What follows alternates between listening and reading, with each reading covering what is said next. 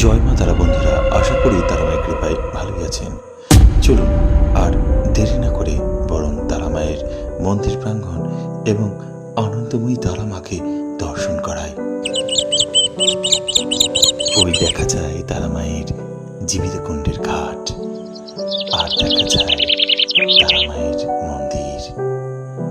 আজ জ্যৈষ্ঠ মাসের শুক্রবার, তবুও মন্দির প্রাঙ্গণ লোকজনে ভর্তি।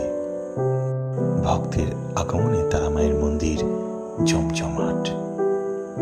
আর হবেই না বা কেন, সব তীর্থ একবার হলেও তারাপীঠ বারবার।